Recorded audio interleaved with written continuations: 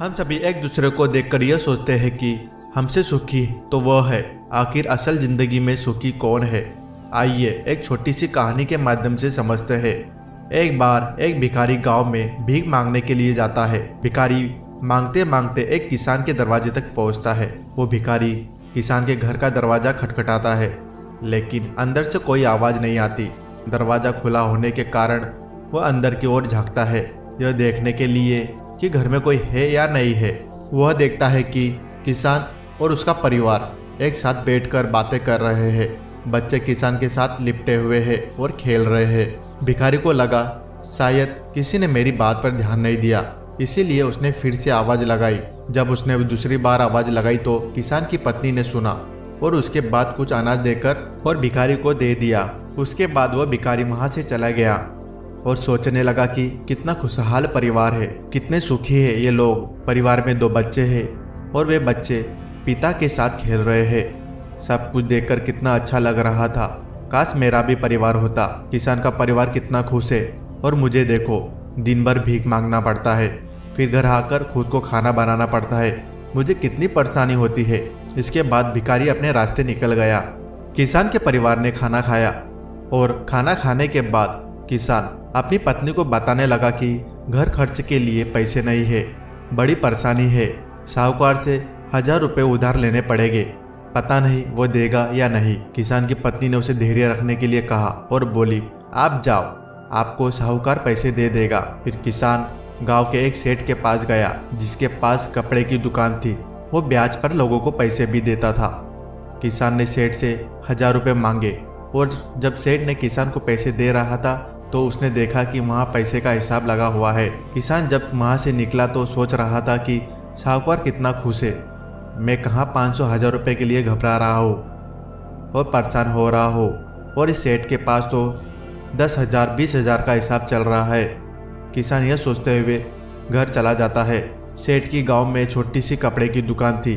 गांव में कपड़े लाने के लिए उसे शहर जाना पड़ता था। वह शहर के बड़े दुकान से कपड़ा लाता था।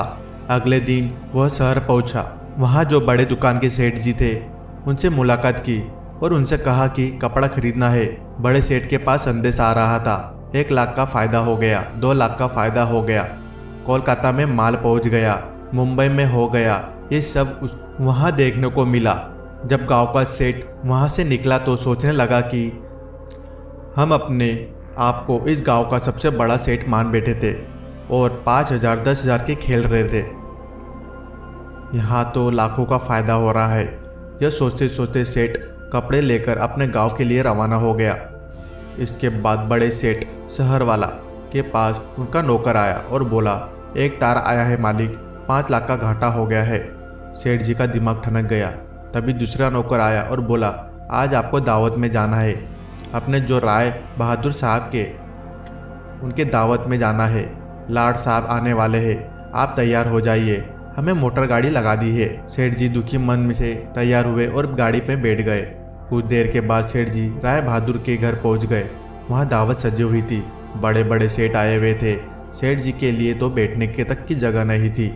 जैसे तैसे इनको कुर्सी मिली। उसके बाद सेठ जी देखने लगे कि कमिश्नर आ रहा है, कोलकाता में माल पहुंच गया है, मुंबई में हो गया है। ये सब उसको वहाँ देखने को मिला। वो सब नज़ारा देखकर सेठ जी सोचने लगे कि कहाँ मैं अपने आप को सेठ मान कर बैठा हूँ और कितना खुश हो रहा हूँ। सबसे ज़्यादा तो सुखी ये है, इनके पास बड़े बड़े अधिकारी आते हैं, चाय पीते हैं, हाथ मिलाते हैं, जलवा तो इनका है। इसके बाद सेठ जी राय बहादुर से मिले और उन्हें गिफ्ट दिया, खाना खाए और अपने घर के लिए रवाना हो गए। राय बहादुर साहब के यहाँ दावत खत्म हो चुकी थी और उनका सर दर्द भी होने लगा था, क्योंकि दिन भर में चिंता थी कि दावत कैसी होगी। जाकर कमरे में लेट गए और नौकर आकर उनकी सेवा करने लगे। जब सर दर्द बढ़ गया तो डॉक्टर बुलाया गया। तभी राय बहादुर साहब के पास एक संदेश आया, जिससे मालूम चला कि व्यापार में घाटा हो गया है। अब उनका सर दर्द और भी बढ़ गया है। राय बहादुर ने अपने नौकर से कहा, क्या ज़िंदगी है बड़े बड़े अधिकारियों की, चाय पिलानी पड़ती है, पार्टी रखनी पड़ती है, वो सब करते हैं, इसलिए हमें भी दावत रखनी पड़ती है, वरना कौन इतना सरदर्द मोल ले। तभी उन्होंने देखा कि खिड़की में से एक भिखारी जा रहा था, जो अपने हाथ में डंडा लेकर गाना गा रहा था। राय बहादुर ने नौकर से कहा, देखो जिंदगी तो खुशी तो ये है, सुखी तो ये है, इसको कोई चिंता नहीं, न घाटे का न फायदे का। यह वही भिखारी था, जी हाँ दोस्तों, यह वही भिखारी था जो किसान को सुखी मानता था और खुश मानता था। तो यह कहानी हमें यह सिखाती है कि हर इंसान खुश तो है, लेकिन वो अपने से धनवान व्यक्ति को देखकर दुखी हो जाता है और उसे लगता है कि सिर्फ धनवान व्यक्ति ही खुशी है और सुखी है। लेकिन धनवान होने का अर्थ ये नहीं कि वह व्यक्ति सुखी भी है।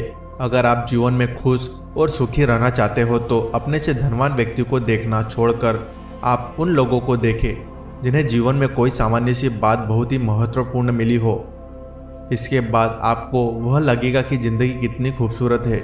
इसके बाद आप हर छोटी बड़ी बातों को कभी भी हार नहीं मानोगे और ज़िंदगी को हमेशा खुश रहने के लिए तरीका देखोगे। हमारी कहानी आपको पसंद आई हो तो चैनल को लाइक और सब्सक्राइब जरूर करें और ऐसे ही वीडियो और ऐसी स्टोरी हम आपके लिए लाते रहेंगे।